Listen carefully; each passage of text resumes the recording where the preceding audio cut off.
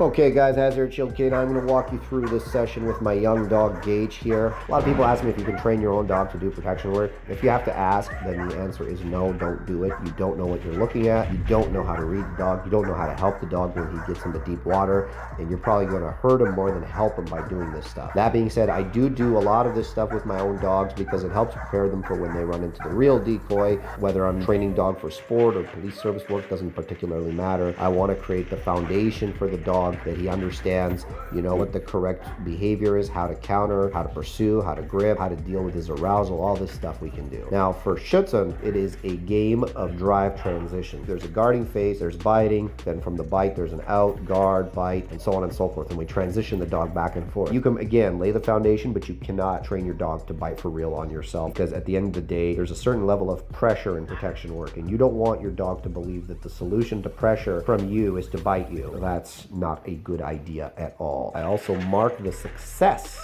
of the barking and the transition with the e-collar tapping, which you saw with the red light there. And again, now I put the whip up a little bit to get his attention a little higher. And again, moving my head when he barks in my face, tapping him on the head with the lash to notify him that it is a drive transition. I also yell and tap him with the e-collar. So again, asking for that drive transition, and there it is. Head was down a little bit, then he looked up in my face, barked. I marked that instantly and went to the prey transition. He made it nicely. He pursued the sleeve and he bit. You'll notice I never give him the sleeve right away. I make him chase it from side to side and make him miss it a few times, and then I give him the grip. This ensures that the grip is nice and firm. If you remember my prey pyramid video, watch it. If you don't, the arousal is the barking, the pursuit is me making him miss the sleeve from side to side. The gripping part is what we're working on now. The possession part is what we're working on now. Once he has the sleeve, I want him to possess it. I don't want him to want to give it up. Now again, that thrashiness, you can see, like, if I grab that, it feels like he's gonna break my wrist. He just thrashes the crap out of that sleeve, which is a good thing. I mean, I like the intensity. I'm gonna make that pulling later. You can see for the whip stimulation, some dogs on the whip stimulation will pull. He does not. He just gets a little more thrashy. And again, you'll notice when he's barking good in my face, I react by moving my face, tap him on the head with the lash. What that does is,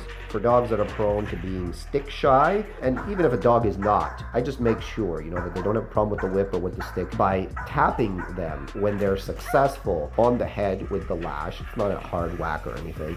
And it just helps the dog and preps the dog to believe that instead of, oh no, I'm getting whacked with this thing, oh, that means actually something good's about to happen. So I'm classically conditioning, oh, there, that was beautiful. So you can see there, the rhythm changed. So the problem with his barking is, with really intense young dogs, what is he doing? He's going, ba, ba, ba, ba, ba, ba, ba, ba, ba, ba, ba. That last rep, he started to find a rhythm. Ba, ba, ba, ba. And immediately I marked that behavior, rewarded him with a prey transition. Once he has the sleeve, again, we're going to work on him being calm. We don't want too much crazy with a young dog like this. There's a lot of fire there, and we don't want it to burn out of control. So now he's been successful. He's going to have that time to just possess the sleeve, to hold the sleeve. It's really easy to get a dog like this super nasty and super unclear. I want to keep him really clear. The clearer he is, the more powerful he's going to be. Anyways, that's the end of the first session.